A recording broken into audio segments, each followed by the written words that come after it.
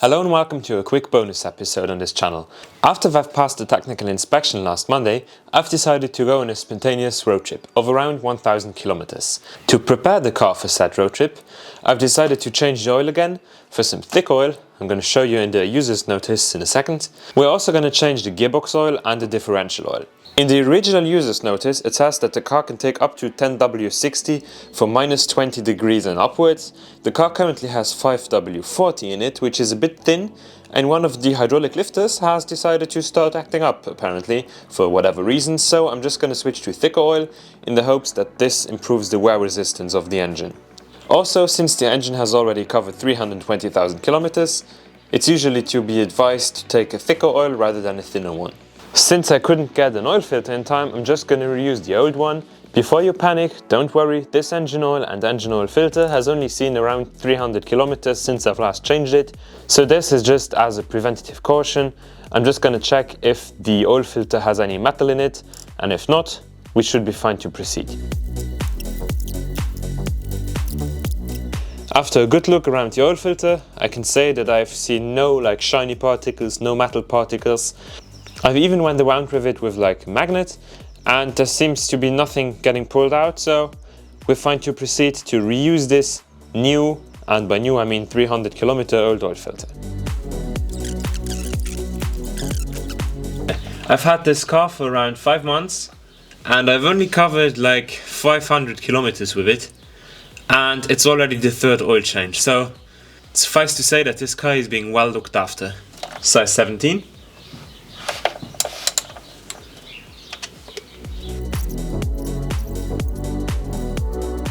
This is by far the most expensive oil I've ever bought. Cost me almost 90 European dollars, so really expensive. Yeah, I'm just gonna dump that straight into there. All 7 liters. We're currently at the very rear of the car under the diff. Now I'm going to remove the fill plug, then the drain plug and drain the oil. Make sure to get the car up at the front as well so that the oil can drain out completely. Then I'm going to use my brake bleeder, which I thoroughly cleaned in advance, to fill it back up. Fill plug is loose. Completely loose as well. Nice. Even with the plugs completely closed, it stinks so bad. This oil was probably never changed. It's disgusting.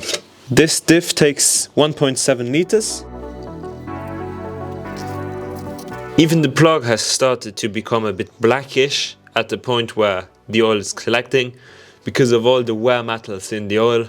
Now I'm going to use my air compressor to get all of the oil out. Now that all the oil is out, I'm going to put the drain plug back with a new crush washer. Snug it up. Here I have 2 liters of the correct oil. I've cleaned the brake bleeder thoroughly with brake cleaner, and now everything should be good for the new oil. Now we can start pumping until it flows out. As the oil starts to flow over, you can stop. Put the fill plug back in, snug it up. I never follow a torque spec with these drain plugs, I just snug them up nice and tight and then I'm good. And lastly, a little bit of brake clean. Now that the diff oil is changed, we can continue with the gearbox. First of all, we're going to take off the cover from the gearbox. Just like the diff, we're going to take out the fill plug first. Also, excuse the poor angle, I don't even have place for myself.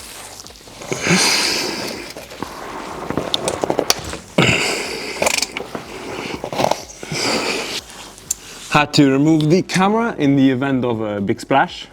The red oil is normal. This transmission gets ATF as per the BMW manual.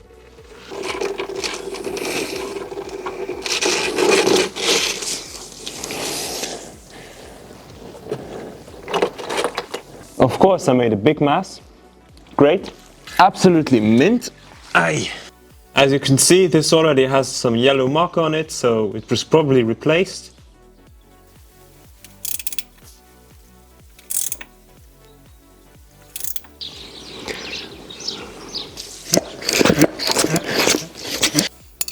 It started overflowing, so I immediately closed it. I reinstalled both plugs with a bit of gasket maker. Cut myself again, like in pretty much every episode. Mint. Since this car just keeps on taking and taking and taking, I've also decided to entitle it to a quick wash. It might not pick up on camera, but with spring around, there is so much pollen in the air and the car is just covered in dust. And I don't want to drive 1,000 kilometers with a really disgusting car. See this? Completely covered in dust, pollen and sand.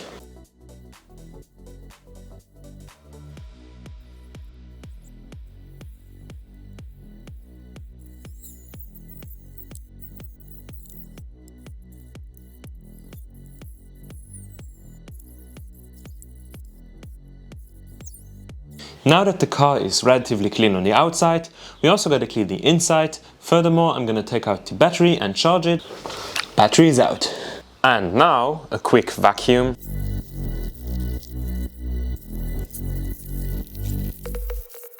We need to repair one last thing. E34s are notorious for burning off because of the heater resistor. This pesky little thing has been the cause of many E34 fires. So it's better to replace it and then just have the peace of mind. To replace it, you're just gonna have to undo one panel, and then you can also take out all the leaves and all the debris that is still stuck in there. When we changed the cabin air filter on my channel, we already took out most of the debris from the air filter housing, so I don't think there's any large debris in there, but just in case, I want to be sure. The whole thing lives behind this cover. There's just one screw to remove. Regular Phillips head. The blue thing right there, that's the heater blower resistor. Now we're gonna change it. It's a bit tricky to get to and film at the same time, but there's just one plastic connector and then two plastic tabs to take out the whole thing. As you can see, this thing has already been replaced since it's also blue. The original one was white or beige, I think. Also, there is a ton of like dust, hairs and like random crap in there. And I think this one would have been susceptible to start a fire in the future if I didn't change it. But thank God we're doing this right now. I've seen far too many horror stories of E34s actually burning down just because of this little thing right here. Just gonna reattach the connector right now. And then pop it back in. As you can see, this is a really easy 5-minute fix. And as a real car enthusiast, you should know that oldtimers can be a bit unreliable, and by a bit I mean all of it. And since this car has been through hell and back, so a lot of things were repaired, I no longer trust this car 100%. If this car would have had 100,000 kilometers, 2 owners, no abuse, instantly, just a few oil changes, few filter changes, and we're good to go. However, I've only covered around 500 kilometers in this car, so I do not trust it one single bit. In case you don't remember, we had to rebuild the engine, we redid the whole suspension, and with this episode we've also finished up all the filters and all the fluids in the whole car. But I don't trust the engine because it has 320,000 kilometers. Despite me buying new lifters, one of them is knocking already, so that's not good. That's why I switched to 10W60. And yeah, I still want to make it back home and not get stranded somewhere near the autobahn. I do have breakdown insurance, so in case I break down, I can just get the car towed back home at no extra cost, which is good. However, that's the outcome I would prefer the least. Best case scenario, we get there, we get back, and everything is fine. The car still runs good. To ensure this, I'll be taking the following things with me. An extra fuel filter, just in case. I'm running alternative fuels in this old bad boy, and that's why I don't trust the fuel system 100%. If the new old one clogs up, I can just throw in a new one, get back home, and then we're good. 1 liter of brake clean. With these strips, I also always take all my tools. So right here I have a 1/2 inch drive ratchet set, and at the bottom I have a 1/4 inch drive ratchet set. Good to go. A whole imbus and torque set. 4 jack stands in case I need to do some large work. My compact jack. I also have one of these like tire repair kits, whole set of pliers. All this should give me adequate covering in case I do need to repair something. This also adds a ton of weight, so the consumption will be a bit higher because this is literally around 50 kilos, so pretty much another human. If you've made it all the way to the end, thank you so much. If you're not yet a subscriber, please consider subscribing if you like the stuff that I do. Enjoy the rest of your day, and bye!